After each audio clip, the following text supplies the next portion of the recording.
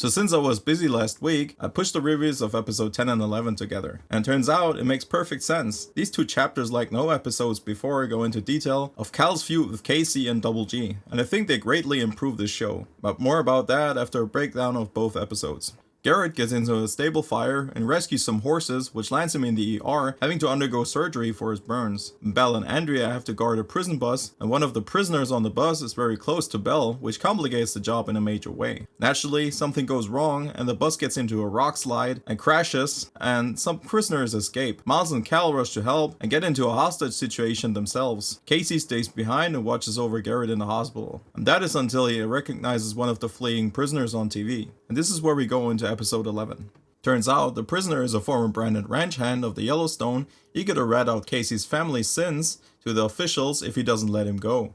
Cal catches up to them and things get awkward. They get into a snowstorm and have to find shelter in a rundown cabin. Trying to survive the night, the prisoner tries to sabotage the situation and tells on Casey to Cal. The two former SEALs quarrel, and the convict manages to use the situation to escape. Meanwhile, Chairman Rainwater uses Miles to gain political advantage with local politicians to stop the construction of a mine next to the reservation. So lots to unpack in those two episodes. First of all, I think the show has improved a lot since the first couple of episodes. The character development and overarching story are in full effect, and I can no longer say that I'm just watching, hoping for it to get better. I'm not even mad. That's amazing. In episode 10, we got multiple disasters going on at the same time. There's setups and payoffs, and I love how it all plays out. Starting with Belle, who has somewhat of a double life going on. We know she's separated from her husband, and kept it from her teammates. And she's also estranged from her parents, so there is a little bit of a pattern going on here. This episode, she has to face her fears and deal with it in front of Andrea, who is surprised as to how much is kept from her until this moment. I think it's a good move to have her be a little more shady. When I first started watching this show, I thought the cast was a bunch of cardboard law enforcement cutouts who didn't have an ounce of grit to them, and turns out I was wrong. That's good. Meanwhile, Double G is in the hospital with severe burns, since he saved the horses and got trapped, and Cal is feeling guilty knowing he's responsible for Garrett's dropout of the team. I gotta say I was surprised by this scene, and I wonder what they want to use this for. Is it just a means to get rid of the actor who has scheduling conflicts, like a certain ranch owner had in the past? I have to go now. My planet needs me.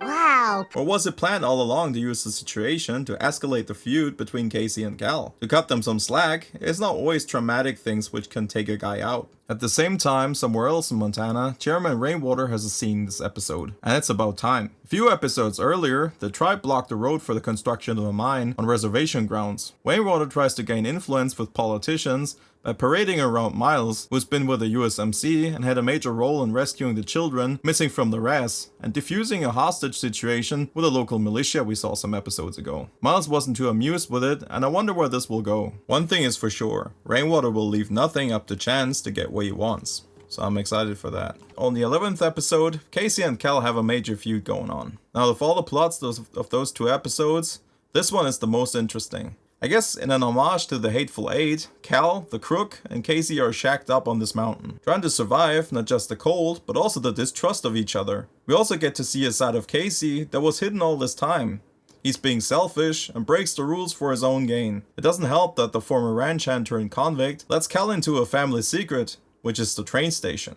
We all know it was bound to happen one way or another, but I found the solution to be both awesome and bad at the same time. So let's get into this. First of all, it doesn't get any deeper than what the train station really is. Casey, in an attempt to distract from the topic, brings up Cal's decision to leave a fallen brother behind in Afghanistan, and the plot shifts that way. I didn't like that. Sure, the story is moving, but it would have been much better to see Cal's genuine reaction to the Dutton's trash can for political enemies. On the other hand, I liked how the episode ended. Turns out Cal is protecting his team members at all costs, whether that's breaking the law or taking the blame for a bad call during a mission. In my book, that makes Cal 100% more badass, and I generally enjoy this episode. But it wasn't all honky-dory. Despite the good story, I felt the episodes came off cheap here and there. The flashback scenes in Afghanistan, for example, looked like a fan film. And the SFX sounded pretty fake. What's up with Miles and Cal sitting there in a hostage situation, all armed? Don't these morons ever check for guns? What an idiot! Oh, what a loser! Good! Maybe I'm thinking too much here, Anyways, I like the episodes regardless, and I'm excited about the next 2 episodes up to the season finale.